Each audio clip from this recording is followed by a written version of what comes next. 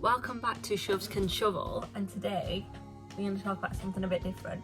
I've seen a lot of different YouTubers out there with a new sort of spin on doing makeup videos. One of the main people who've been sort of seeing at the moment is someone called Bailey Sarian, who does Murder Mystery Mondays, and I just find her really entertaining. So today I want to talk about the Montreal Screwjob. I want to talk about weird, crazy stuff that's happened in like professional wrestling. So I do kind of really enjoy everything that goes on there and looking into weird stuff like this. The Montreal Screwjob is where we're going to start off. It was like an infamous and controversial incident that happened in wrestling where like the owner, Vince McMahon, and a few of his employees predetermined like the outcome of this match without telling one of the people. I'm laughing because it's like, what the fuck? Should we just go straight into it and talk about it? Let's do it. There was this wrestler called Owen Hart, and he was going to be leaving WWE. He's going to be leaving to go into like a competitor company. When you want to go, is you have to lose the title. He wanted to lose it on his own terms. What he wanted to do was, because there was a match booked in Canada where he was from, in Montreal, he wanted to win that match. He wanted to give the title away in a different match because it's his hometown, and you know, he just didn't want to do it there, which is completely fine. He had all intentions of giving the title back. He wasn't going to leave the company still being a champion. The show was called Survivor Series, and Vince McMahon, he met up with someone called Pat Patterson, who is he's a wrestler as well, who was employed by WWE, and they met up with Shawn Michaels, who was supposed to be facing Owen Hart, and Shawn Michaels and Owen Hart really didn't like each other or anything like that. It's not really clear how many people knew about this happening, to be honest. Many people think that Shawn Michaels was in on it, and many people were like he was sort of as surprised as everyone else, really. So I don't really know what to believe.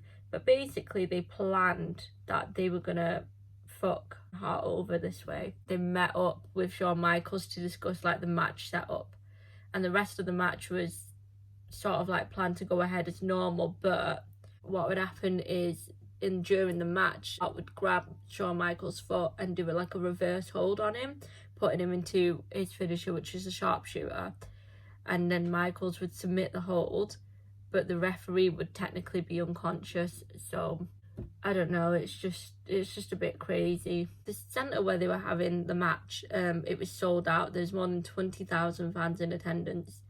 So there was like loads of rumours at the time that I was going to be leaving and going to a competitor. So there was mixed signals between them three, professionally and personally, and the emotions were just really high because there was a massive rivalry. It's like the USA versus Canada storyline, and both men, apparently they were like normal and cordial backstage, but WWF at the time, officials, they ordered like a large number of company agents around the ring as a precaution if Hart decided to attack Michaels for this double cross thing that they were planning. And there was like concern that Michaels could be like actually attacked in like the planned brawl and things like that by the fans, really, you know, who would be angry about what's happening. When the match started, Shawn Michaels, he came to the ring and he was booed by like the fans. He was doing a few actions that were like demeaning to like the Canadian crowd and the Canadian flag. He was like rubbing it against his crotch, and he picked his nose and he humped it and things like that, and it just sort of angered the Canadian fans, really. And it was his way, he said, to sort of like draw emotion and heat to the match. He said it was all part of his act. Once the match began, Owens and Hart sort of began their performance, and they were doing, you know, what they do best, which is wrestle. But when they started the performance, it was outside the ring in the crowd. It was followed by like Vince McMahon and the WWF official people, and the climax of the match was like about to hit, but he was like suspicious something dodgy was going to happen. Like he was just really suspicious about it all, because he noticed as well during the during the match that Vince McMahon, he wasn't at the announcer's table, and that the on-screen commissioner, Sergeant Slaughter, I think was his stage name, he was standing ringside next to Vince McMahon. So anyway, in spite of this, the match still continued. It went a different sort of direction. So they did plan for Shawn Michaels to push the referee in front of him. So he was going to jump from the turnbuckle, and he was going to send like all three men into like the floor basically.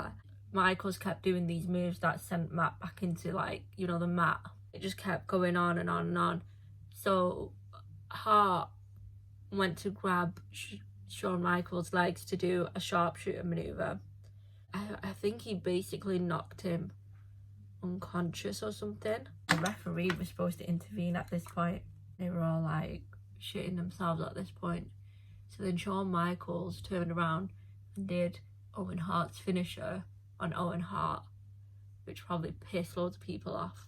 Would have pissed me off. At the time, like, Michaels, he kept looking at the referee Hebner because he was supposed to be on his feet to stop them. They were supposed to ring the bell to stop the match to say that Shawn Michaels had won and this, that and the other. Vince McMahon, you could hear him shouting like, ring the bell, ring the fucking bell. And then Hart, he reached forward and grabbed Michaels' leg, which broke the hold and caused Shawn Michaels to fall. Just as the bell rang, Michaels shouldn't have won because, like, he broke out of the hold, you know. But then, as soon as the ring went off, Shawn Michaels' theme songs then began playing. The ring announcer declared Shawn Michaels the winner of the match and the new WWF World Heavyweight Champion. Referee Hebner, he literally ran out. He ran out as soon as this happened. He ran out of the ring and just got out of the arena. He didn't want to be in the arena because of everything that had just happened. Hart was fuming because he had already agreed with Vince McMahon, like, that he wasn't going to go this way. He wasn't going to go, and they were going to do another show, and that is when he would give the title back to Michaels or back to whoever in the company. So he was absolutely fuming. And after it all happened, there was a bit of a shock because it was just like, what the hell has just happened? Hart went and got on his feet and he approached like the apron where Vince McMahon was standing, and he just like spat all this spit directly at his face. Michaels was like just confused about what was going on because he didn't know what was happening. So then Vince McMahon shouted to Shawn Michaels, pick up the damn belt and get the hell out of here. And then Shawn Michaels left the arena with Triple H and another wrestler. And then the broadcast just got cut off. And then after Shawn Michaels exited like the arena, the last shot was like a close-up of the Survivor Series logo above like the entranceway. Hart in the camera was basically spelling out the competitor where he was leaving WWE for, like, on TV, on the show. Like, he just literally, at that point though, I wouldn't give a shit. McMahon and most of the other WWF officials, they made their way backstage because Hart was like smashing up cameras. He's absolutely just fuming about everything. He was smashing up cameras and monitors and the equipment ringside. The fans as well that were also there were like fuming as well, and they were venting their fury to like McMahon and the other officials, and they literally were even helping like throw like garbage and trash on them who were like close enough. Some who were close enough, they ended up pushing Michaels as he hurried backstage, like pushing him over and stuff like that. Like, it was so bad. Hart came to the ring and he had a conversation with Bret Hart, and Bret Hart was trying to calm him down, and then Hart was just like, WCW, I love you, and to like the cheering fans, and then he went backstage. A lot of the WWE fans are probably going to come for me and be like, you explained that wrong, you did that wrong. I'm like, I don't actually know anything about wrestling. I'm just like, I know a bit, and this is just sort of interesting to me. The shock and everything was just crazy. So like after that, like, Hart, he went to the dressing rooms and he was proper questioning Shawn Michaels, but Shawn Michaels was just like, I knew nothing about it, I know nothing about what has happened, I'm pissed off as well, I'm pissed off as you are. Vince McMahon had locked himself into like a room with Pat Patterson and a few other agents. Mark Calloway, who was the Undertaker, he was fuming with Vince McMahon. He was absolutely pissed off with him, and he was banging on the door, and McMahon opened, and then the Undertaker was like, you need to go and apologise to him, like, now. Like, you need to do it now, like, what you did was messed up, like, what the fuck, kind of thing. So it took another wrestler to actually basically intervene and be like, what the hell have you done? Shawn Michaels, he said that he was told not to say anything about the screw job to anyone because McMahon needed everyone to think that it was only him involved in this. It's just crazy, because imagine being in that position as well. After that, like, Owen Hart, he went to his dressing room. This is still the same day when everything had happened. He went to his dressing room, and he went and took a shower to change and everything like that, after he discovered that Vince McMahon and everyone had locked themselves in McMahon's office. Then Vince McMahon went into Hart's dressing room, and he wanted to try and, like, explain himself, which you just wouldn't, would you? You just wait a few days, because he's obviously pissed off. But anyway, Vince McMahon went into Hart's dressing room to explain what happened, and he was basically trying to explain himself, but then Hart was just obviously still fuming because it just happened, and he just went and punched him in the face. Did he? Oh wait, no, he was basically threatening. He was like, if you don't go now, I'm gonna punch you in the face. He just wouldn't go. Like, Vince McMahon just wouldn't go. And then, like, like an altercation started happening, so they started arguing. Hart just went and punched Vince McMahon in the face, and he just, like, fell on the floor, like, straight away. He just dropped to the floor, and then Shane McMahon, he was, like, trying to struggle with Hart, saying, like, I don't know, I think he was trying to get him off him or something. I don't even actually know about that little detail. When Hart was, like, threatening them, he was like, if you don't go now, the same thing's gonna happen to you. Like, move. I'm gonna fucking beat the shit out of you as well. Like, he basically, in, like, an angry way, went and asked, I think it was Shane McMahon, like, are you gonna screw me, or are you still gonna pay what I'm owed? And then McMahon was, like, just replied in, like, a negative way. You know, he was just, like, fuming, because he just, like, his dad's just there on the floor, like, you know. Hart's wife at the time, she was called Julie, she, like, angrily confronted Triple H and the others about the finish, but then she was getting escorted away. Vince McMahon had a black eye and a sprained ankle, which was, like, as a result of, like, the punch lifted him off the floor, and he just immediately strained his ankle. Apparently Shawn Michaels and Triple H, like, when they were trying to leave the arena, they were, like, just confronted, and like loads of people, loads of angry fans were outside the arena and out in the lobby of their hotel. Like, they were just absolutely fuming. But then at that point, like, Owen Hart had already flown to Montreal with his brother. Like, Vince McMahon, he faced, like, a massive issue in, like, the WWF locker room, because everyone was a bit fuming with him. It was just, like, out of nowhere, really.